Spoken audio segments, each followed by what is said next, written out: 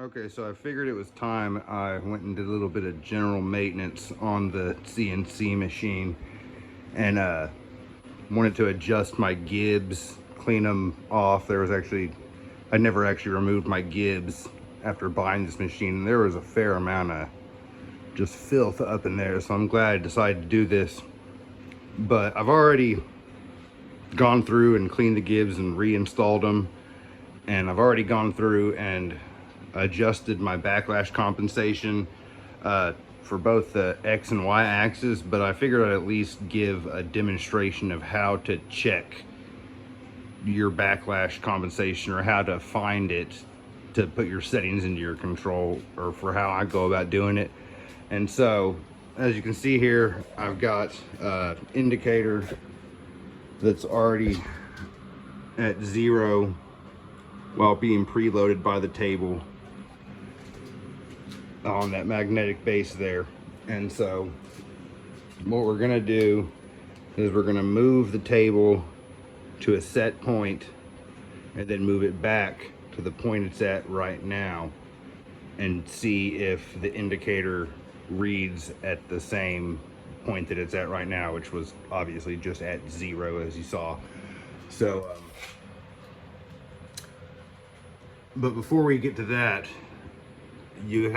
the whole reason you're taking this measurement is to figure out what you need to put in for your backlash compensation, because being the ball screw, there's always going to be a little bit of play there that you got to account for. And so, as you can see on my machine, this is what the input column is right here for all these different parameters. And so, and this right here shows the unit of measure. That's the range in green.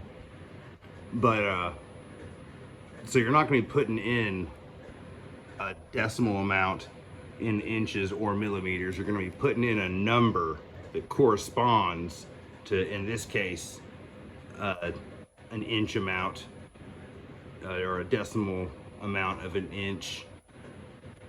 You can go in and change other parameters if you're wanting to do that in millimeters, but I use inches because I'm American.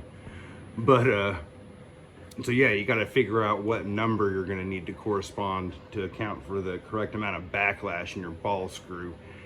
And I mean, you can go through and do the math equating for that, as well as some other numbers in the manual.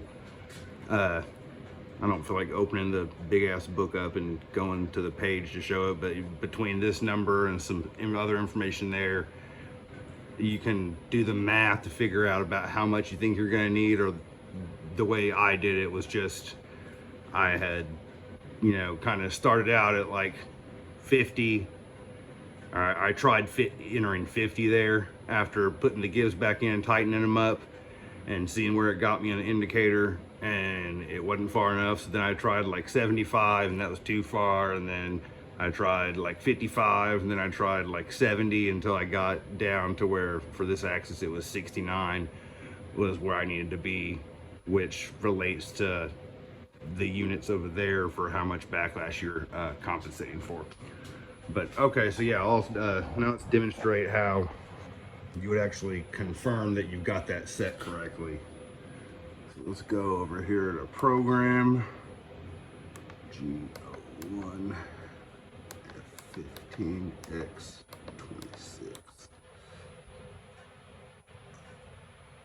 Okay, cycle start.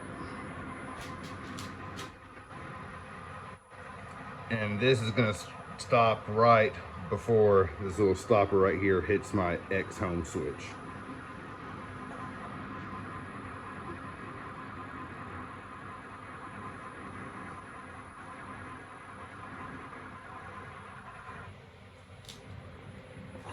Okay, so now I already wrote it down, but I already have it just in my head, the absolute location that I need to go back to where I was at before.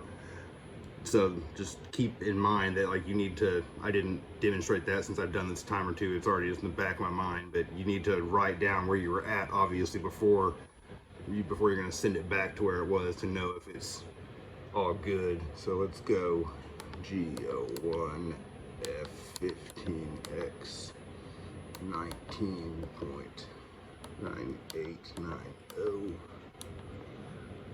G01 F15X 19.9890. Yep, okay.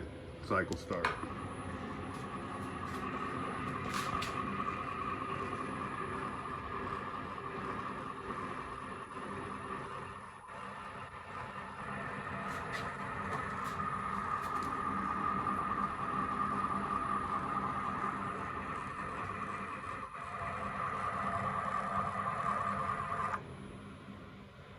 And we're dead nuts. But yeah, so that's how you go about adjusting or setting your backlash compensation.